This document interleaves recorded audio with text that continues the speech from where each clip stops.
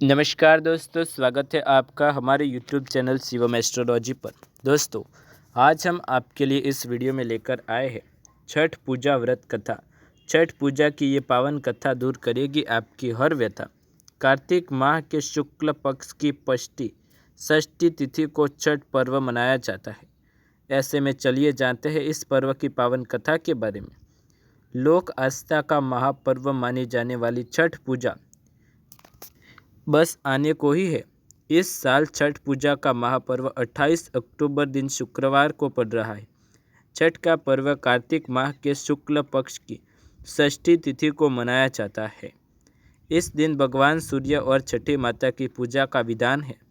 माना जाता है कि छठ की पूजा तब तक पूर्ण नहीं होती जब तक इस पावन पर्व की कथा का श्रवण न किया जाए। आइए जानते हैं ऐसे में आपको छठ पूजा की पौराणिक कथा के बारे में बताते हैं। सूर्य पुत्र कर्ण ने की थी शुरुआत। महाभारत काल में कुंती पुत्र कर्ण को दानवीर माना जाता है। कर्ण सिर्फ माता कुंती का ही नहीं अपितु सूर्य देव का भी पुत्र था। सूर्य देव की कर्ण पर विशेष कृपा थी।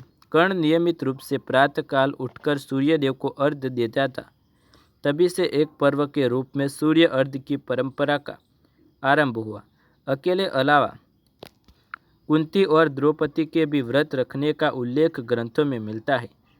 ऐसा कहा जाता है कि द्रौपदी के छठ पूजा करने के बाद ही पांडवों को उनका हारा हुआ राजपाट वापस मिला था। श्री राम और माता सीता ने भी रखा था व्रत।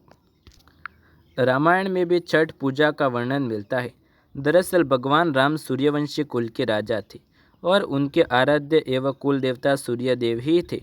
इसी के कारण राम राज्य की स्थापना के पूर्व भगवान राम ने माता सीता के साथ कार्तिक शुक्ल षष्ठी के दिन छठ पर्व मनाते हुए भगवान सूर्य की पूजा विधि विधान से की थी।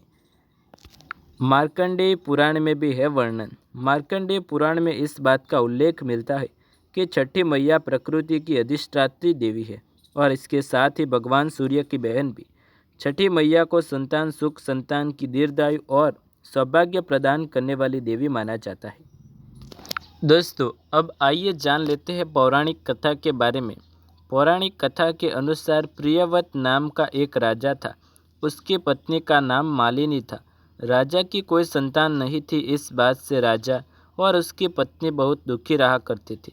उन्होंने एक दिन संतान प्राप्ति की इच्छा से महर्षि कश्यप द्वारा पुत्र प्रतिष्ठा नियत करवाया और इस यज्ञ के बाद रानी गर्भवती हो गई और 9 महीने के बाद रानी ने एक मरे हुए पुत्र को जन्म दिया। इस बात को सुनकर राजा बहुत दुखी हुआ। संतान की दुखी में वह राजा आत्महत्या करने वाला था।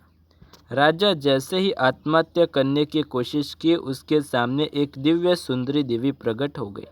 देवी ने राजा को कहा कि मैं सृष्टि देवी हूँ। मैं लोगों को पुत्र का सौभाग्य प्रदान करती हूँ। जो भक्त सच्चे भाव से मेरी पूजा करते हैं उनकी सभी मनोरथ मैं अवश्य पूर्ण कर देती हूँ। यदि तुम भी मेरी पूजा आराधना सच्चे मन से करोगे तो मैं तुम्हारी सभी मनोकामना शीघ्र पूर्ण कर दूंगी। यह सुनकर राजा माता को हाथ जोड़कर नमस्कार करते हुए उनकी बात को मान लिया।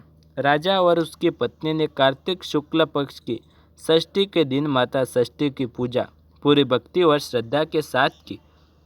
उसकी पूजा और भक्ति को देखकर माता बहुत प्रसन्न हुई। माता षष्ठी ने राजा की पत्नी को पुत्र प्राप्ति का वरदान दिया। इसके बाद ही राजा के घर में एक सुंदर बालक ने जन्म लिया। तभी से छठ का पर्व पूरी श्रद्धा के साथ भक्त मनाने लगे। शास्त्रों के अनुसार छठी मैया सूर्य भगवान की बहन मानी जाती है। तो दोस्तों, ये थी पौराणिक व्रत कथा। यदि आपको वीडियो पसंद आए तो लाइक, शेयर, कमेंट करके चैनल पर नए हैं तो सब्सक्राइब कर दें। ऐसे ही नए वीडियो देखने के लिए हमारे चैनल के साथ जुड़े रहे। मिलते हैं अगले वीडियो में। तब तक के लिए आप सभी का धन्यवाद।